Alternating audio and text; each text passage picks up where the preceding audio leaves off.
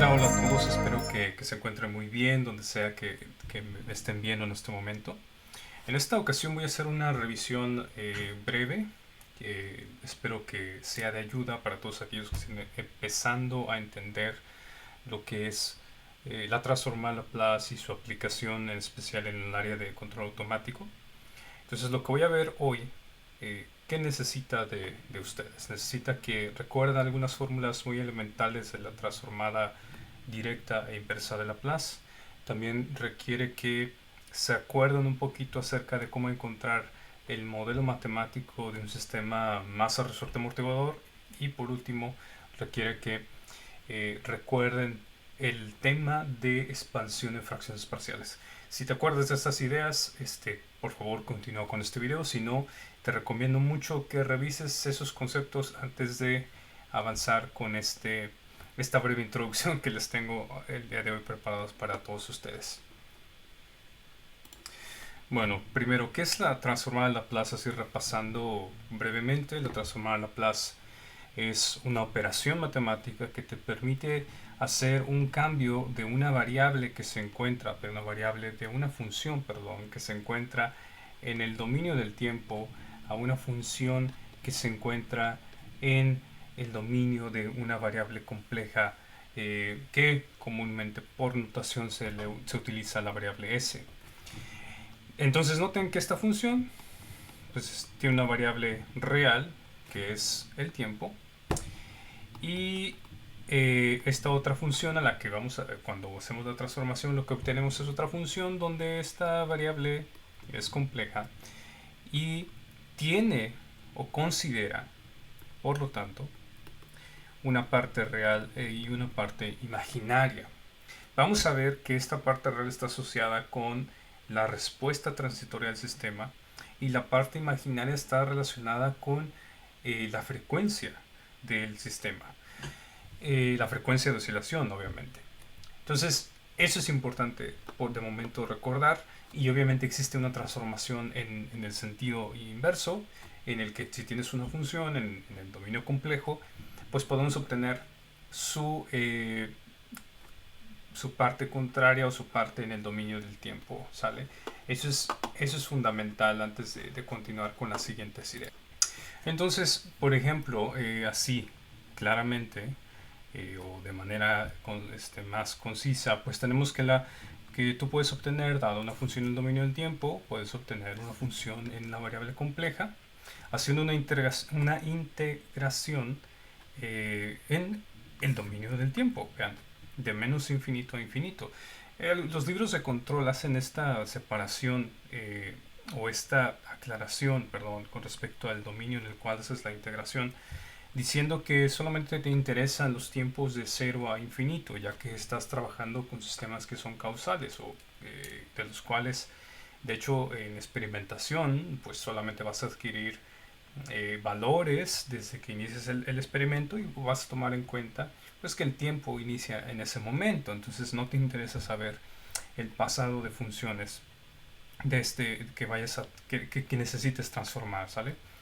En el caso de la transformada inversa, noten que para poder obtener, dado una función en variable compleja, tú puedes tener su contraparte en dominio del tiempo, haciendo una integración que se encuentra en el dominio de esa variable compleja. Esta integral tiene como distinción este kernel, se les llaman los matemáticos. Y este es el kernel que te ayuda a hacer toda esta transformación. Lo interesante de la transformada de Laplace es que ese kernel, pues bueno, tiene una variable que considera ambas partes de un valor complejo, considera su parte real y su parte imaginaria, no nada más considera su parte imaginaria como lo hace la transformada de Fourier, lo cual es también algo que vale la pena remarcar. Y esta ventaja, bueno, pues, o bueno, no necesariamente una ventaja, pero el tomar en cuenta también la parte real, vamos a ver que es importante para describir la respuesta en el tiempo de cualquier sistema lineal, ¿sale? Entonces vamos a ver cómo quedaría la respuesta de un sistema lineal utilizando algunas fórmulas muy esenciales de la transformada Laplace que ahora voy a escribir.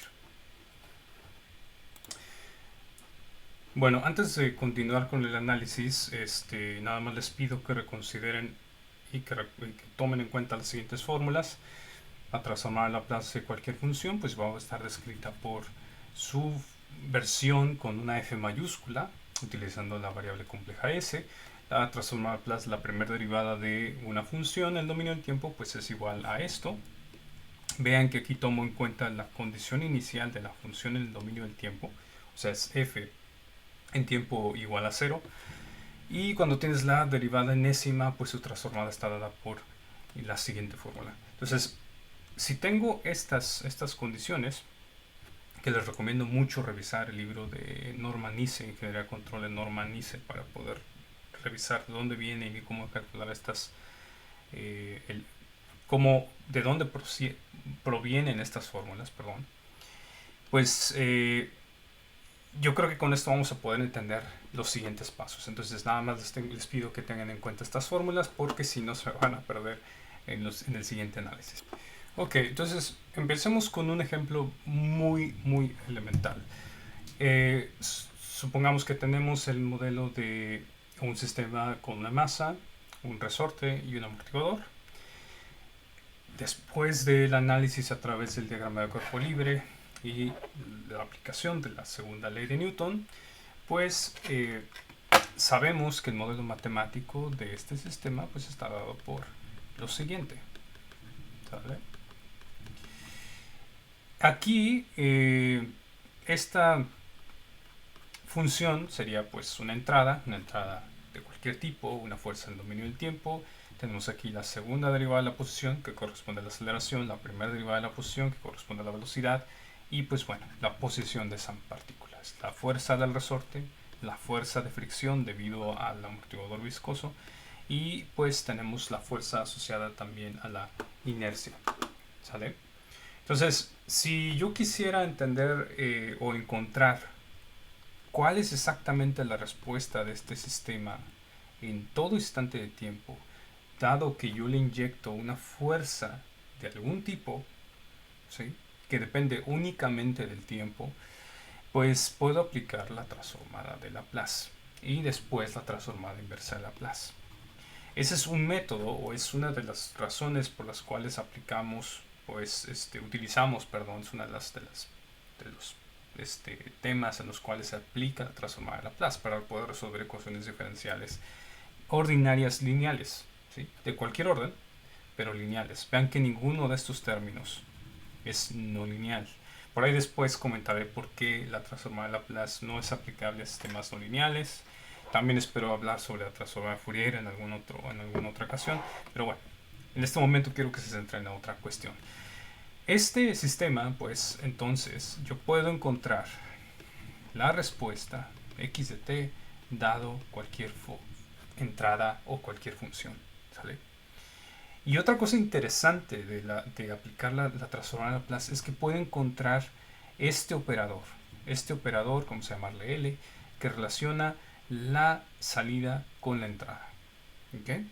Entonces, si yo, por ejemplo, aplico la transformada de Laplace a la ecuación 1, pues, y considerando además, ¿sale?, considerando además que no existen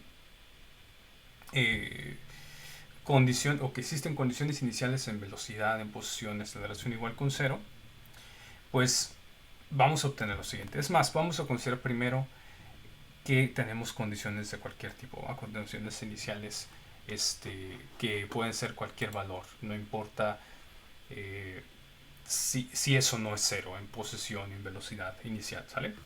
Entonces tendríamos algo como lo siguiente, ¿no? La transformada Laplace del primer término me daría m, que multiplica a s cuadrado por x de s, menos s, que multiplica la condición inicial en el dominio del tiempo de la posición, menos la condición inicial en el dominio del tiempo de la velocidad. ¿Sale? Y bueno, pues luego tenemos la parte de la aceleración, pues que tendría que ser lo siguiente, menos obviamente la posición en el dominio del tiempo, claro, de la partícula. Y seguimos con la transformada de Laplace de la parte del resorte y la transformada de Laplace de mi función de entrada. ¿Sale? Aquí les pido una disculpa por mi notación y también por mi muy mala letra, pero bueno, espero que a pesar de todas estas cuestiones pues me puedan entender. Entonces, esto de aquí, vean lo siguiente. ¿Qué pasa si yo despejo x de s, ¿no? ¿Qué pasa si yo despejo x de s? Bueno, pues si ustedes despejan x de s, van a obtener algo más o menos como lo siguiente. Vamos a tener dos fracciones. ¿Sale? Vamos a tener dos fracciones. Una de ellas, vamos a hacerla que dependa solamente de condiciones iniciales. Y otra que dependa solamente de la fuerza. ¿Okay? De la fuerza de entrada. Entonces, estas dos fracciones van a tener el mismo denominador, que de hecho se le conoce en teoría de control como el polinomio característico de este sistema. Y vamos a ver por qué es eso relevante. Bueno, en un momento vamos a tratar de entender por qué eso es relevante. Pero pues aquí me quedaría, vean, las condiciones iniciales. Las condiciones iniciales, aquí tendríamos más x.0 y más bx0. Entonces, todo sistema lineal, su respuesta tiene dos partes, ¿no? Tiene una parte que depende únicamente de las condiciones iniciales y otra que depende de la entrada. Si no existe entrada, todo va a depender de esta fracción, la primera fracción. Y aquí es donde aplico la transformada inversa a Laplace, ¿no? Si yo quiero obtener la respuesta en el dominio del tiempo, pues ¿qué hago? Pues aplico la transformada inversa a Laplace de esta parte, ¿no? Al aplicar esta transformada inversa a Laplace tengo que ver pues cómo transformar estas fracciones. Ahí lo que necesitan es revisar cómo aplicar expansión de fracciones parciales. Yo honestamente les recomiendo de nuevo el libro de Norman Nice para también revisar ese tema de las expansiones de fracciones parciales. Es lo más, tiene el método más sencillo de todos los libros que he leído de control, ¿vale? Pero bueno, entonces sí, la respuesta en el dominio del tiempo de este sistema sería la transformada inversa Laplace de estas dos fracciones. Por lo tanto, cuando yo transformo estas dos fracciones, como les digo, la respuesta depende de dos cosas. Una, las condiciones iniciales, y otra que es la entrada del proceso, ¿no? La entrada del proceso y las condiciones iniciales, ¿vale?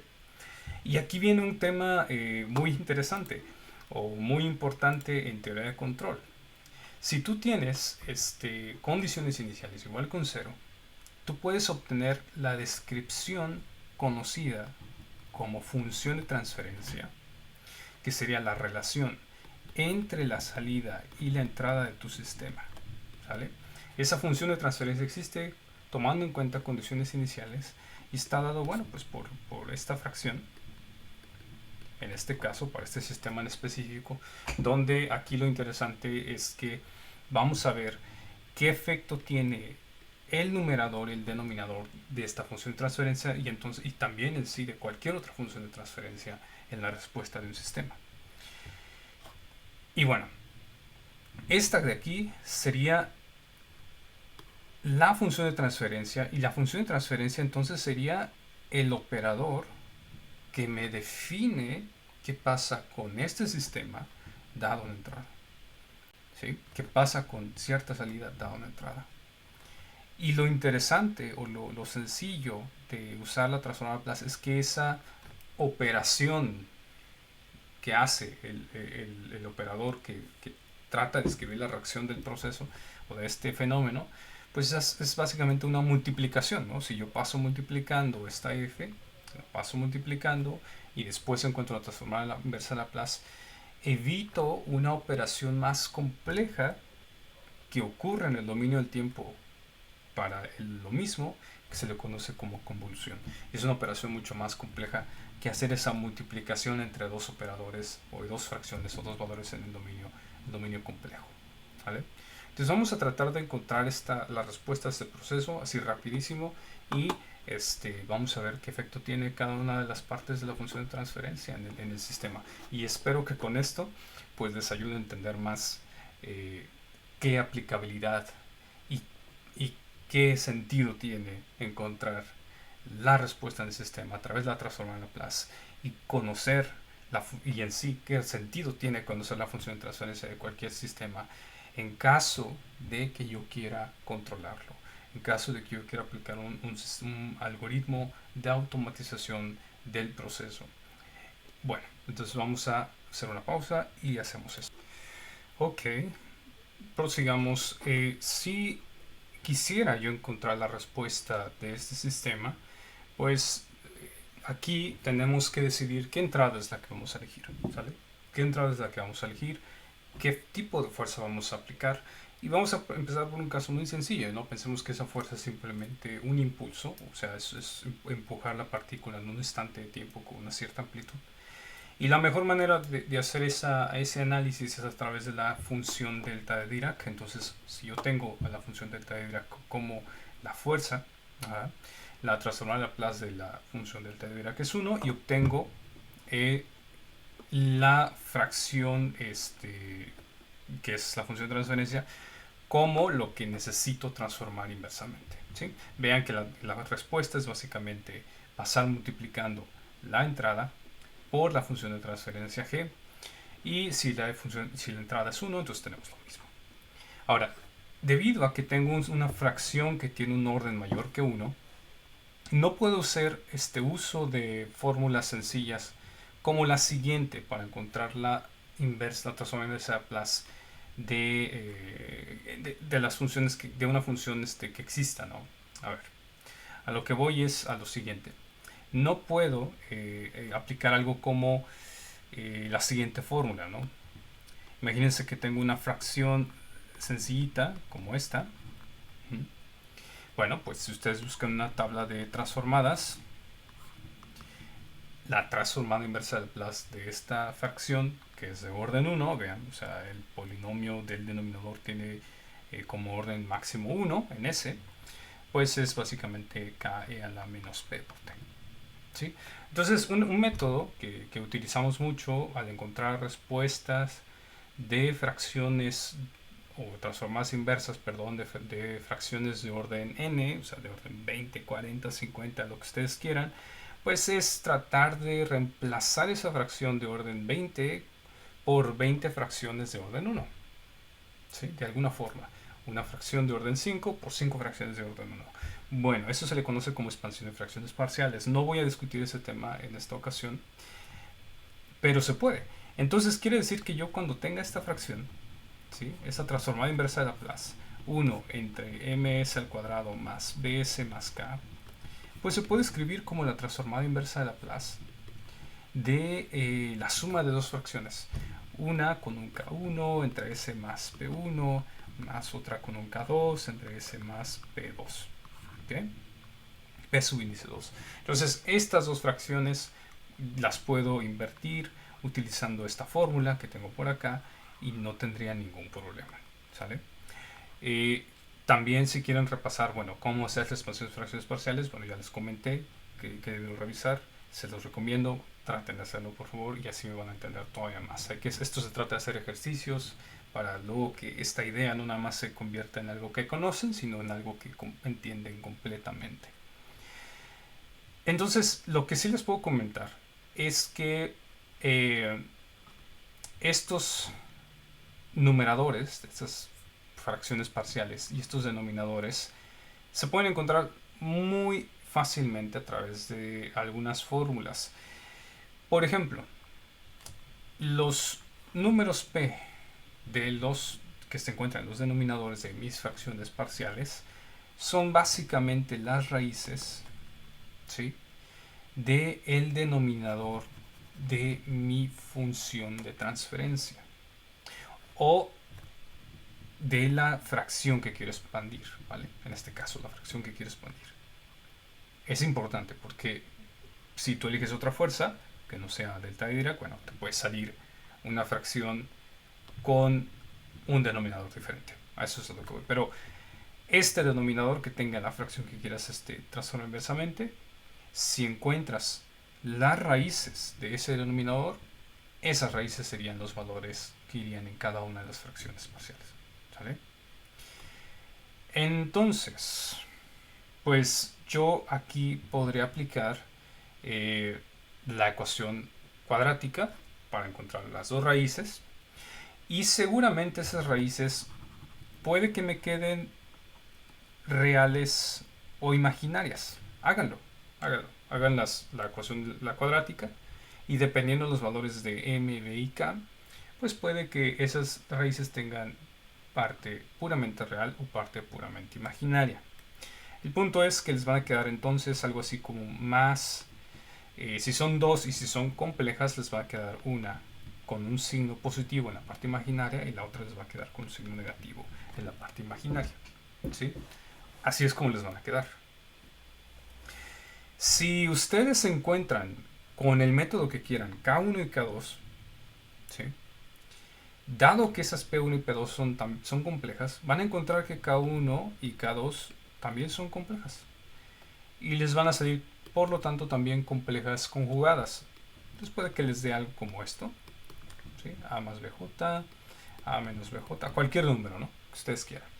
A lo que voy es, si esta cosa tiene raíces complejas, estos valorcitos P1 y P2 y K1 y K2 van a ser complejos. Si son reales, van a salir reales. ¿Ok?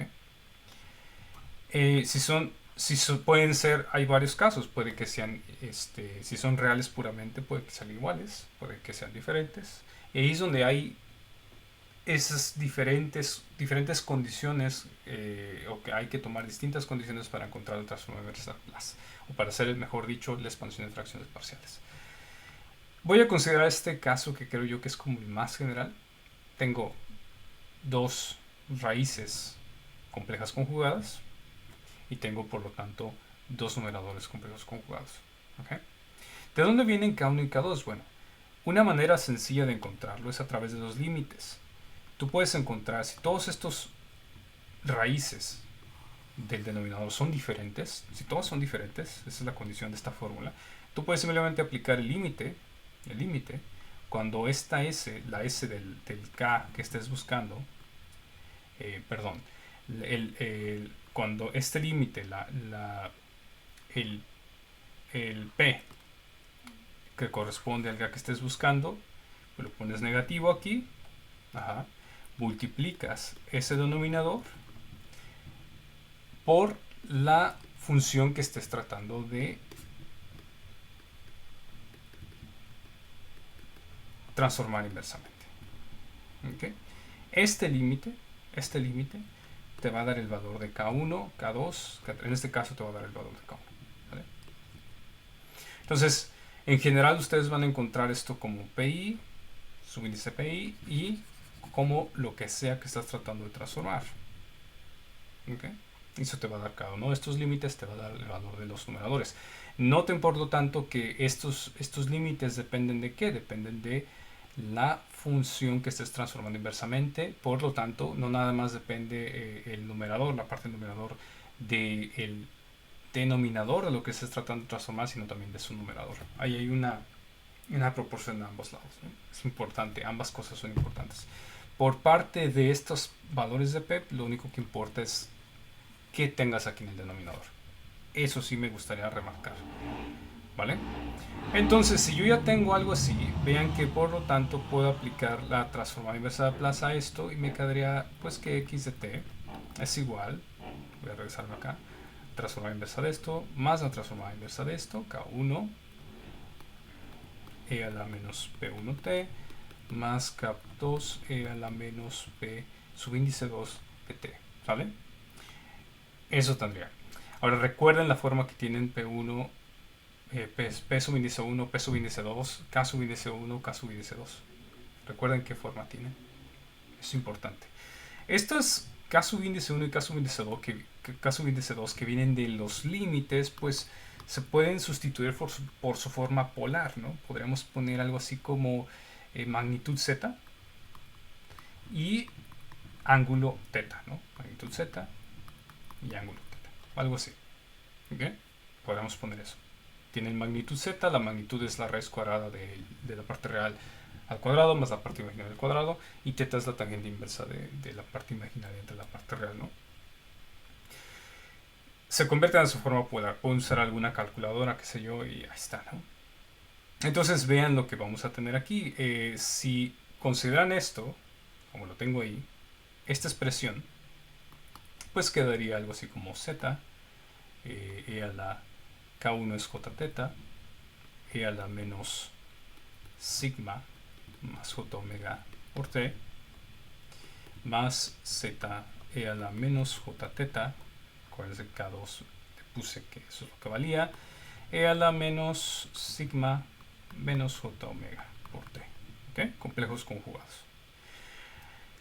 Aquí, nuevamente, quiero que noten o que no se pierdan en respecto a qué le corresponde a qué. O sea, vean que las raíces de estas fracciones parciales cuyos valores P1, P índice 1 y P índice 2 vienen de encontrar los ceros del denominador de la función que estés invirtiendo, vean dónde quedan. Vean, es importante que vean dónde quedan. Y los numeradores, vean qué posición tienen, ¿sale? Yo de aquí puedo factorizar z, obviamente, y se puede factorizar sigma t. Y me quedaría algo así como e a la j teta, e a la menos j omega t, y más e a la menos j teta, e a la j omega t. ¿Estamos de acuerdo? Así quedaría. Así quedaría. Y luego pues podría seguir simplificando. Sigma t, e a la j, vamos a poner aquí el menos omega t menos teta, y más e a la j omega t menos teta. ¿Sale? Entonces tengo esto. Perfectísimo. Tengo esto. Y este término que yo tengo aquí se puede transformar en otra cosa. Se puede transformar en otra cosa. Y es sencillo. Se puede transformar en una función trigonométrica. ¿Por qué? Porque yo sé por la identidad de Euler que e a la j teta es coseno de teta más j seno de teta, y e a la menos j teta es igual a coseno de teta menos j seno de teta. Entonces vean, si yo tengo cualquier función con e a la j por algo y e a la menos j por lo mismo, pues ¿qué tal si yo hago lo siguiente? De estas dos funciones vamos a sumarlas así como están acá sumadas, ambas la de la izquierda, la de la derecha. Entonces me quedaría e a la j teta más e a la menos j teta es igual, y si están de acuerdo conmigo, 2 veces el coseno de teta.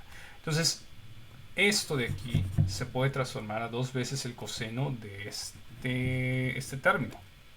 Entonces el resultado final sería que x de t es igual a una magnitud que ya saben de dónde viene por un decaimiento exponencial cuyo término ya saben de dónde viene, este sigma, por una función cosenoidal omega t menos teta. Esto es súper importante, ver esta respuesta sí es súper importante porque se dan cuenta que de dónde viene omega, sigma, teta y zeta.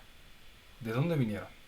Les recomiendo que regresen, analicen y vean de dónde viene cada uno de ellos. Quiere decir, por ejemplo, que el decaimiento, o sea, qué tan rápido cae esta función o qué pasa con ella cuando el tiempo crece, depende totalmente de este sigma. Y no nada más de él, sino de su signo. Bueno, no nada más de su valor como absoluto, ¿no? Sino de su signo.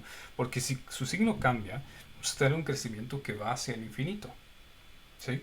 Y la respuesta, la frecuencia del sistema, frecuencia natural del sistema, viene dado por dónde están ubicados esas raíces en su parte imaginaria de la función que estás invirtiendo. A esos P's, los ingenieros de control se les conocen como polos del sistema.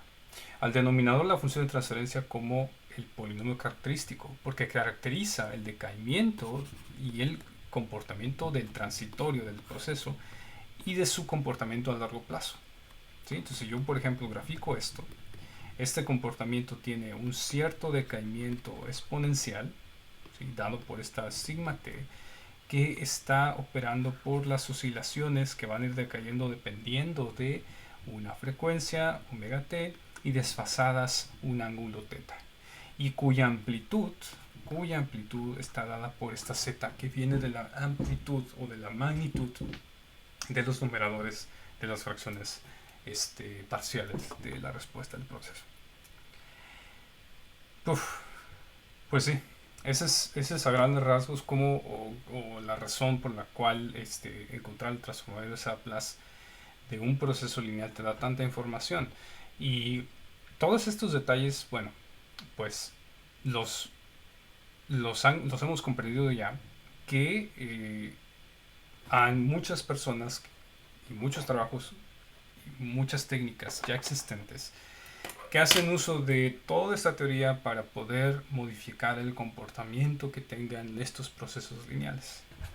Y si tú tienes un proceso no lineal, pues tratarías al menos como primer paso de buscar si es que es posible representar ese proceso no lineal como un proceso lineal para luego después tratar de modificar sus comportamientos. Se nota aquí que el comportamiento de esos transistores depende no nada más de los numeradores de esas fracciones parciales, pero en especial de los denominadores y dónde se encuentran las raíces, esas P's.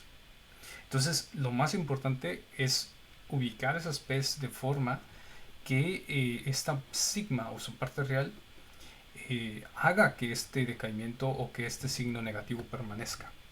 ¿Sí? Entonces hay una importancia en dónde estén ubicadas.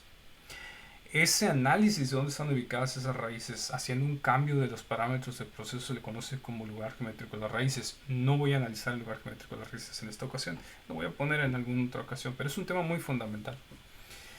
El punto es que, por lo tanto, si tú sabes dónde se ubican las raíces, puedes saber dónde va a caer o cómo va a terminar el comportamiento del proceso. Y eso te ayuda a diseñar el mejor control para conseguir algún propósito. Que tu proceso se comporte más o menos rápido, con más o menos oscilaciones, y que eso suceda pues con algún algoritmo también que sea sencillo de programar, por ejemplo. Puede ser también. Bueno, pues ya, yo creo que hasta aquí le dejo. Me gustaría hablar después de otros temas. Espero seguirlos viendo por aquí. Muchas gracias por su tiempo, atención. Y pues hasta luego. Hasta luego, nos vemos.